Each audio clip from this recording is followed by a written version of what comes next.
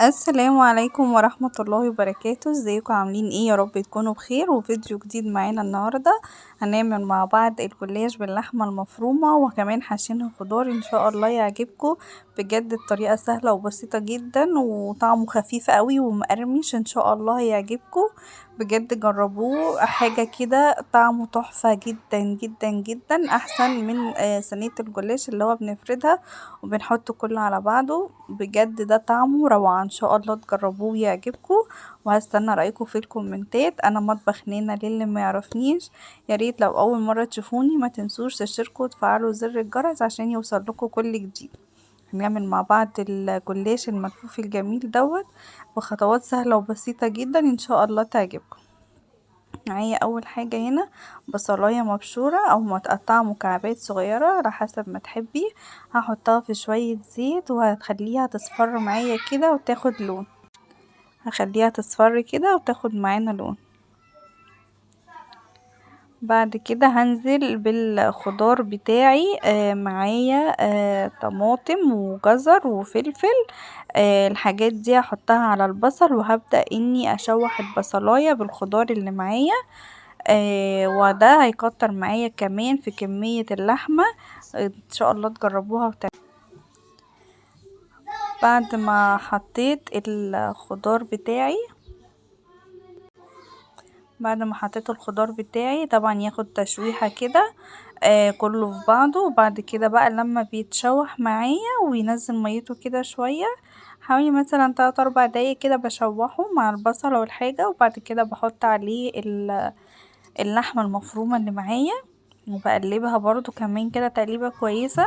وبعد كده بنزل بقى بالملح والبهارات والفلفل وكل البهارات بتاعتك او التوابل، وبقلبهم مع بعض كلهم كده في بعض. طبعا احنا عارفين ان اللحمة المفرومة العصاج ما بتاخدش وقت مننا خالص.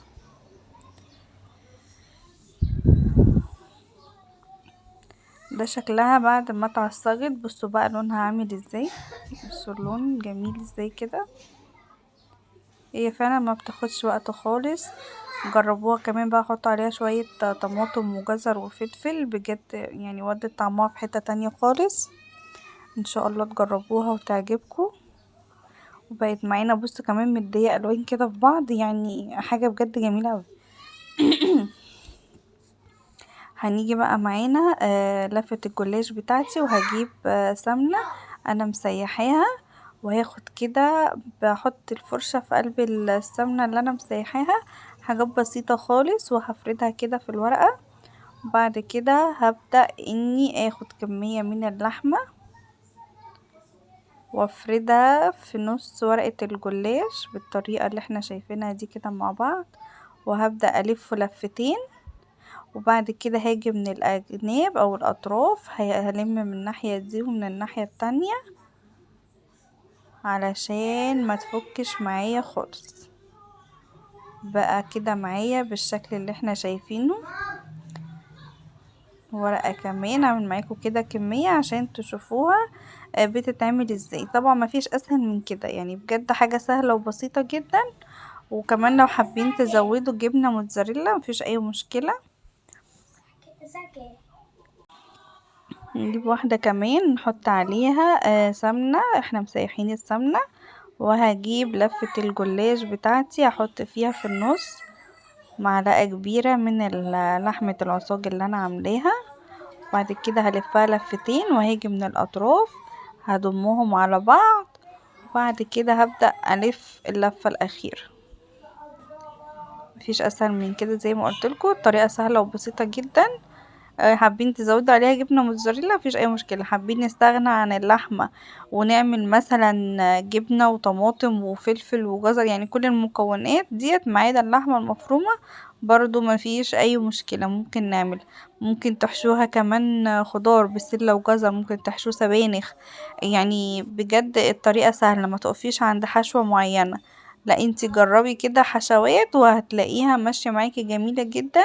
والطريقة سهلة وهو كمان يعني خفيف مش تقيل، حتى باللحمة كده خفيف خالص. وفي اكله بقى كمان مقرمش كده من بره وطري من جوه، فبجد طعمه حلو قوي. ان شاء الله تجربوها هيعجبكم. وزي ما قلتلكوا بصوا يعني هو سهل وبسيط جدا، مفهوش اي تعب ولا اي حاجة خالص، والطريقة سهلة جدا.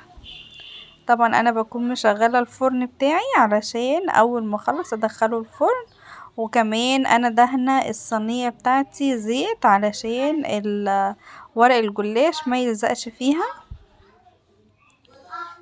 وبعد كده كمان هدخله الفرن بقى. انا حطيت عليه شوية لبن، بس هو الموبايل مصورهوش.